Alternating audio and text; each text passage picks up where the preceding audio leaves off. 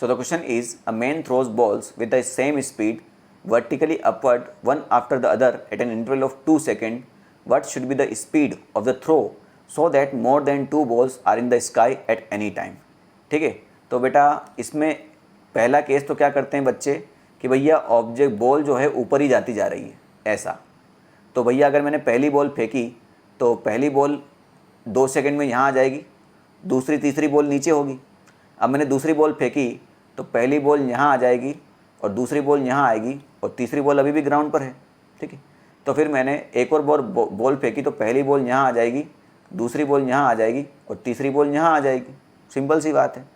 तो 2 और यहाँ पर हुआ 2 और 2 4, तो यहाँ कितना हो जाएगा बेटा, इस पहली बॉल को यहाँ पर कितना हो गया आसमान में 6 सेकंड, इसको हो गया 4 सेकंड और इसको हो गया 2 सेकंड। सिंपल सी बात है। तो मिनिमम कितनी स्पीड से फेंका जाएगा ये आपसे बोला है, ये आपसे पूछा है ना कि what should be the speed of the throw so that more than 2 balls are in the sky at any time. तो 2 से ज़्यादा, मोर देन 2 बॉल यानी तीनों बॉलों की बात हो रही है, तीनों बॉल ही स्काई में हो। तो कितना टाइम हो गया, 6 सेकंड हो गया पूरा, ठीक। मैं मान के चलता हूँ 6 सेकंड में इसकी स्पीड यहाँ पर 0 हो गई होगी, और उसके बाद तो हवा में तो है ना, नीचे आएगी तो भी हवा में होगी, ठीक। तो हमने मान के चला इसको इनिशियल स्पीड u से फेंका था हमने ऊपर की तरफ, फाइनली इसकी स्पीड वहाँ पर जाके 0 हो गई, तो 6 सेकंड लगा। तो फर्स्ट इक्वेशन से काम चल जाएगा हमारा, तो v = u + 80 लगा देंगे, ठीक। सिंपल सी बात है। तो v हमें निकालना है, इनिशियल स्पीड कितना हो जाएगा वही हमें निकालना है, फाइनल स्पीड 0 ही, सॉरी ये 0 ही, u हमें निकालना है, a का वैल्यू -10 और टाइम कितना लगा 6, तो u कितना आ जाएगा आपका 60 मीटर पर सेकेंड, है ना। अब ये ऑप्शन से बहुत ज़्यादा दूर है, ऐसा क्यों है, क्योंकि हमने मोशन सीधा सीधा ऊपर की तरफ माना है। हम ये भी तो मान सकते थे ना कि भैया पहली बॉल ऊपर गई तो दूसरी और तीसरी बॉल नीचे थी, जब पहली बॉल यहाँ गई दूसरी बॉल यहाँ आई तो तीसरी बॉल अभी भी ग्राउंड पे है। अब ये पहली बॉल नीचे आना स्टार्ट हुई, है ना, तो जब पहली बॉल नीचे आना स्टार्ट होगी तो तीसरी बॉल यहाँ आ जाएगी, दूसरी बॉल यहाँ होगी और पहली बॉल यहाँ आ जाएगी। तो तीनों बॉलें हवा में हुई कि नहीं हुई, यानी आपका जो मोशन फाइनल स्पीड होगा वो 4 सेकंड में ही 0 हो जाएगा। पहले जो फाइनल स्पीड होगा वो 4 सेकंड में ही 0 हो जाएगा। तो यहाँ पर टी की जगह आपको 4 सेकंड लेना था, तो 4 सेकंड लोगे आप तो भी स्पीड कितना आएगा आपका 40 मीटर पर सेकंड आएगा, फिर भी बहुत ज़्यादा दूर जा रहा है। अब क्या करें, तो अब एक तीसरा केस लेते हैं, समझो बात को कि भैया जब आपने पहली बॉल यहाँ फेंकी, पहली बॉल यहाँ आई तो दूसरी तीसरी ग्राउंड पे थी, ठीक। अब ध्यान से देखें तो पहली बॉल ही वापस नीचे आ रही है, यानी 2 सेकंड मान के चल रहे हो, 2 सेकंड में ये हवा में है, ठीक है। अब 2 सेकंड में ही इसकी फाइनल स्पीड 0 हो गई, तो जब दूसरी बॉल यहाँ पहुँचेगी तो पहली बॉल ग्राउंड पे आ जाएगी और तीसरी बॉल भी ग्राउंड पर ही रहेगी।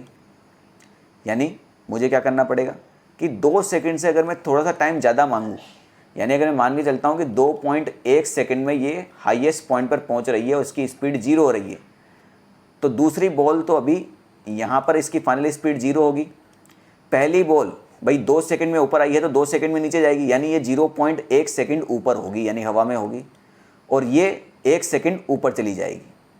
तो ये तीनों बॉल हवा में हुई कि नहीं हुई, सिंपल सी बात है। यानी इसको टाइम लग रहा है 2.1 सेकंड, फाइनल स्पीड इसकी 0 है, इनिशियल स्पीड हमें निकालना है। वापस फर्स्ट इक्वेशन लगाते हैं, तो v = u + 80, तो फाइनल स्पीड 0 हुआ, इनिशियल स्पीड हमें निकालना है, a का वैल्यू -10 और टाइम हो जाएगा आपका 2.1, तो u कितना हो जाएगा बेटा आपका 21। तो u जो 21 है बेटा, अब ऑप्शन चेक करते हैं, ओनली विथ स्पीड 19.6 नहीं होगा बेटा, है ना, क्योंकि इसने एग्जैक्ट स्पीड दे दिया। 19.6 से अगर हम लेते ना तो सिर्फ सेकंड बॉल हवा में होता, पहली और तीसरी बॉल ग्राउंड पे आ जाती। मोर देन 19.6 तो यही सही है बेटा, क्योंकि हमारा आंसर आया कितना 21 मीटर पर सेकंड, तो ये 19.6 से ज़्यादा है। एटलीस्ट 9.8 भी नहीं होगा, एनी स्पीड लेस देन 9.6 ये भी नहीं होगा। तो आई होप ये आपको सारे केस समझ में आए होंगे। पहले मैंने आपको सारी बॉल्स ऊपर की तरफ जाती हुई दिखाई दी, तो आपका आंसर 60 आया, वो भी 19.6 से ज़्यादा ही था, तो भी आप आंसर टिक कर सकते थे। फिर मैंने दूसरा केस लिया कि 4 सेकंड में आप हाईएस्ट पॉइंट पे पहुंच रहे हो, तो पहली और तीसरी बॉल 2 सेकंड ऊपर होगी, उसमें भी आपका आंसर 40 मीटर पर सेकंड आ रहा था, तो भी आप आंसर लगा सकते थे। तीसरा फाइनल केस मैंने माना कि 2 सेकंड में ऊपर जा रही है, तो पहली और तीसरी बॉल ग्राउंड पे होगी, तो मैंने मान के चला कि 2.1 सेकंड में अगर वो हाईएस्ट पॉइंट पे पहुंच रही है तो पहली बॉल 0.1 सेकंड ऊपर होगी, मतलब 0.1 सेकेंड और टाइम लगेगा इसको नीचे आने में, और तीसरी बॉल 0.1 सेकेंड जा चुकी होगी ऊपर, तो तीनों बॉल हवा में हो जाएगी। तो हमारा आंसर आया 21। हमने जी को यहाँ 10 लिया है, 9.8 लोगे तो ये 19.6 से थोड़ा ज़्यादा ही आएगा। ठीक है।